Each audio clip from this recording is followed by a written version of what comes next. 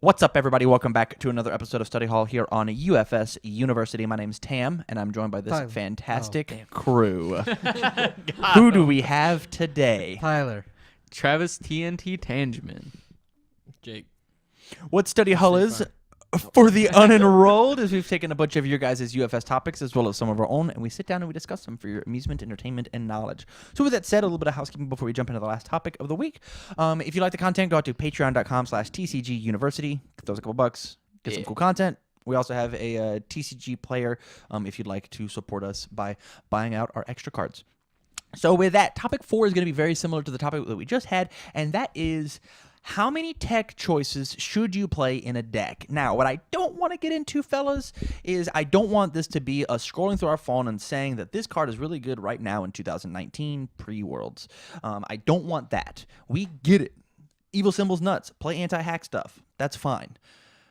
I don't want that. What I want is whenever you personally are building a deck and you have to counter the meta, how much space, how much room do you have?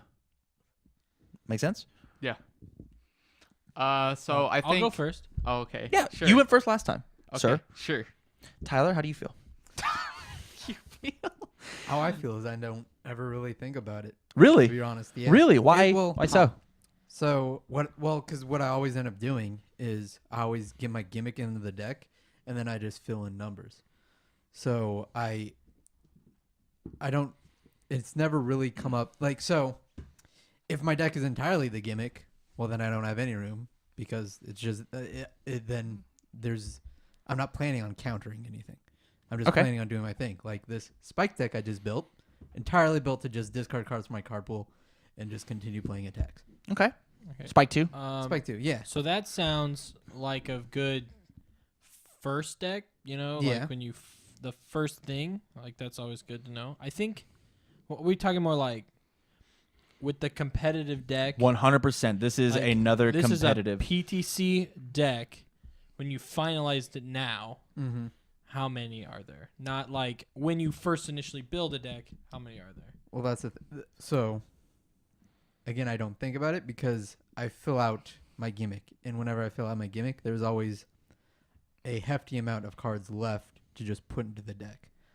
Which at that point, I just scroll down whatever symbol I'm playing and be like, "This card's good. This card's good. This card's good. This card can be good against them. This card's good for whatever reason," and then I add those in.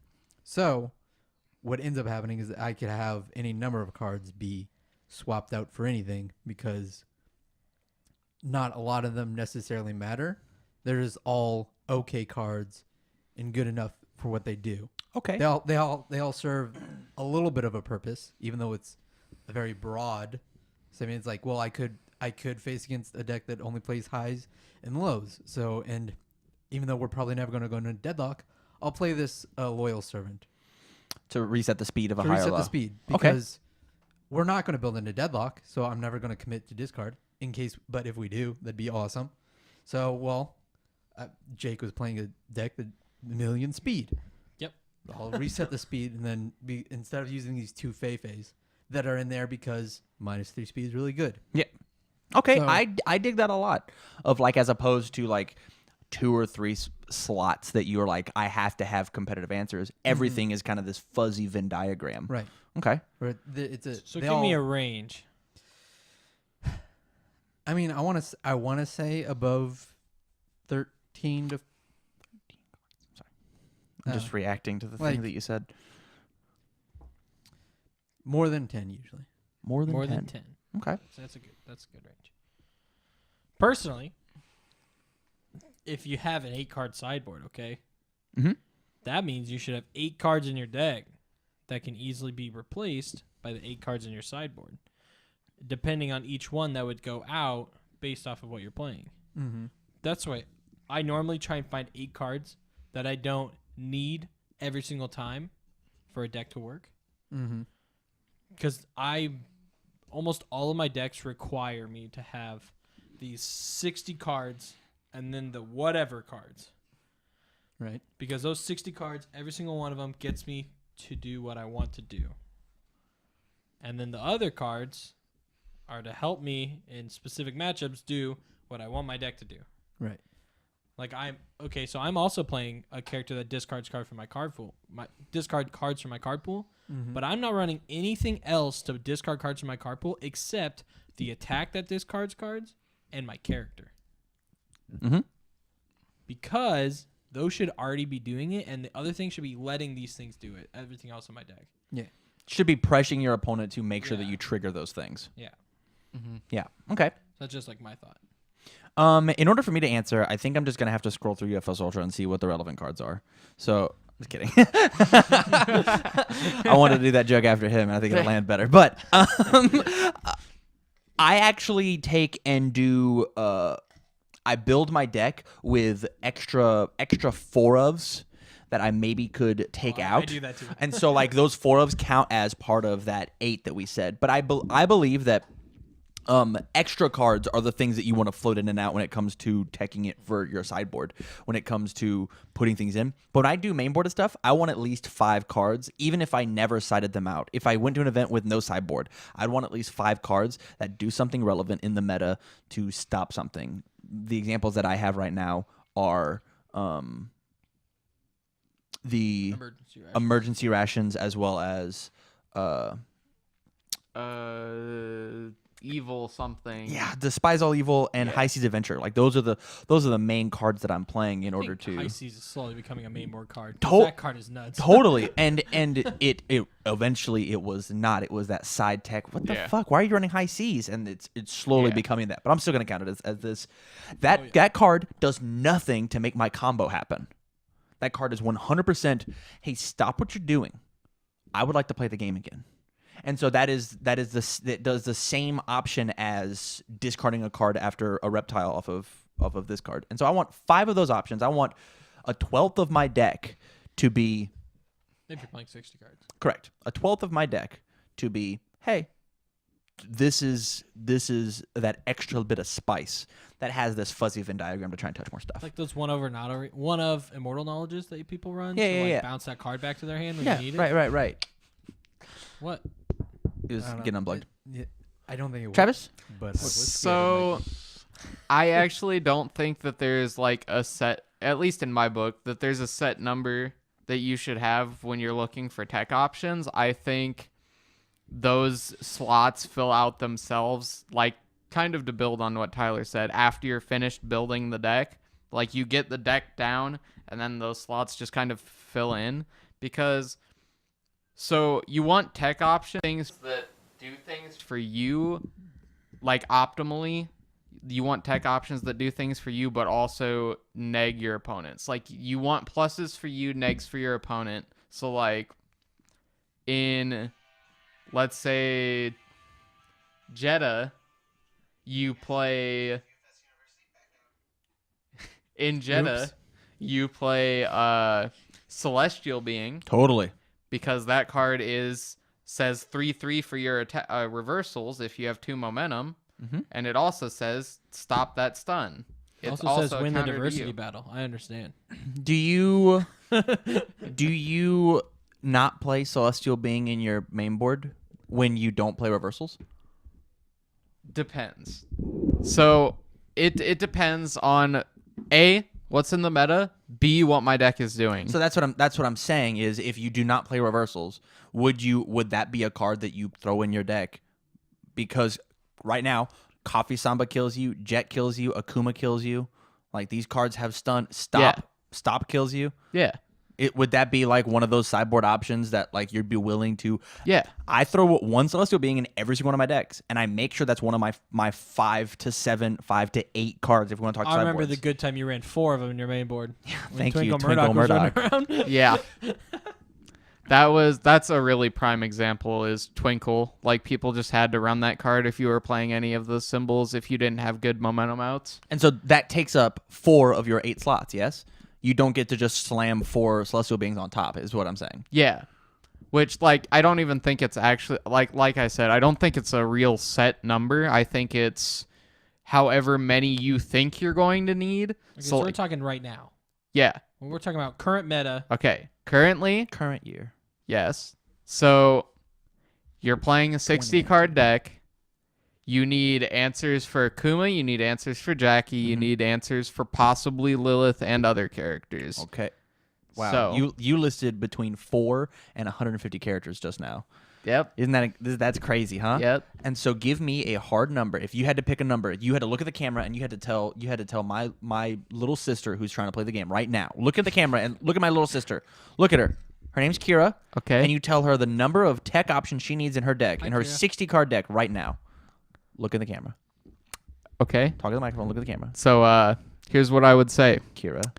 Hello. Kira. I would like to tell you that you should figure out your tech options needed based on what your deck is doing Sorry and that, what your opponent's decks are doing. Sorry that my fellow podcaster's not being helpful to you, Kira. And you shouldn't so much have for a that set world's dream, number. huh? Listen, Kira, there is a good number. Because if you limit yourself, then you'll end up losing more games because of it. If you limit yourself to a set number and you say, well, I have to have this number of cards in my that are side outable. So you should have a set number of cards that are side outable. If every card, I had this mentality when I played Yu-Gi-Oh. I had this mentality when I played Yu-Gi-Oh, where I never touched my sideboard ever because I already picked the best 40 cards in the game. So I already picked them. Okay, so I have 20 cards in my deck now because you said I needed to figure out my options, and there's obviously 15 competitive decks now. 150 Yeah, characters. there's like 20 competitive decks Akuma, that Jackie, can win. Lilith, and the rest of them. So I'm now taking one card for each of them, okay? Okay. That's 21 ofs, Uh-huh. as well as I can only side out 8 of them. So when I play against something that's not those, I now have 20 dead cards in my deck. Or Okay. 12 dead cards. So- I sided out 8 of them. And those 8 cards are going to be nuts. Okay. So when I say you shouldn't set a number for it, I don't mean go all out. Okay, so what's a cap? Give me a cap then. That's fair. Thank you. Because my cap was 8. Okay, sure. If I'm giving a cap, it's 10. If I'm just trying to decide how many should go in a deck, I don't think there's a set number for that. So Travis, Obviously. obviously there's not a set number. I'm not, obviously. that was Yeah. not the question. The- It was the a trick question. The point of this topic is for the people. I'm gonna adjust my attention. For the people who aren't thinking about this, Me. where's a good starting point to start thinking about this? What is a good number that when I'm sitting down and I'm making my UFS Ultra deck and I'm trying to make my super sick, vicious deck because he's my favorite edgelord in all of anime, and I need to know how to beat these other decks, how many, instead of putting in 60 cards that are really sick for vicious, how many cards do I need to say, no thank you? How many of my cards do I need to specifically hate on one person's fun? I cannot tell you how many times that main boarded of Despise All Evil has stolen me games. that card is really good. That card's nuts versus Akuma. That card says you get to do whatever you want versus Akuma. That card is insane versus Akuma. It's nothing but Akuma does jack shit with that. Fei Long I'll beats destroy this. I'll honky tonk it back in case I don't kill you. Did you revoke it?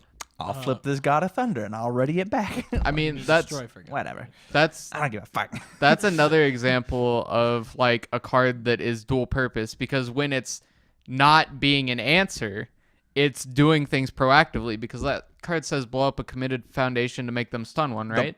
That happens 1 out of 10 times. Yeah, but it's still like having the option It there. happens 1 out of 10 times. Having It's the not- option But- there. But it's always going to get sided out against someone that does not hack checks. Exactly. Hey, that- Because the other ability card- does not matter in your deck. The 1 or 2 main boarded that I had in my Jackie Briggs deck were gone when I fought that Lilith deck who played Yeah. all lows. yeah. Crazy. That's a high block. Yeah. For the same reason that and I didn't want to name cards, but I have been playing a 1 of main boarded deadlock. Your tech attack gets 2, tech or punch gets 2 speed, response commit after your attack Olympic receives. Boxer. Thank you, Olympic Boxer. I just could not remember the name. I've been playing a 1 of that, and that was 1 of my 8 to 10 cards. And that card's coming out because that card sucks. that card's not good. That yeah. card was really good in testing when I was fighting Siegfried for no reason. Yeah. What is the other ability on that card even? Deadlock E, tech gets 2 speed. Okay. And it's insane. Oh my God, is that nuts? Well, yeah. That says scaling is just not a thing. Yeah, if you got 4 of those out, 8 speed. Pop, pop, pop. I was the one off, but whatever. So the point of this topic was for all my new people out there. You just got done watching Wednesday's video. Thank you very much for the click. And you are not wanting to make another mistake deck building. Thank you for the click. I want you to have this fuzzy number that you get to go into and go, what exists in the meta? Let's look at these top deck lists from this past season. What do I need to put in? Look, as I scroll through UFS Ultra, how many of these cards should I play? Let's watch our video that we talked about the top decks. Yeah. Which I would love to do another one after before Soul Color comes out. The movie next week. So with that, any last minute things before we end the podcast? Nope. Tyler? No, I don't have anything. All right. So with that, thank you very much for watching this episode of Study Hall here on UFS University. Once again, if you like the content, patreon.com, TCG Player. If you have any topics, IM us. We might get to them. Or if you want to force your way onto the show, jump on Patreon. One of those dudes does that. So with that, stay learned. Good night. Benler. Bye. Say it. Say bye. Say it. You say bye. Bye. See you guys. Bye. Love you. Bye.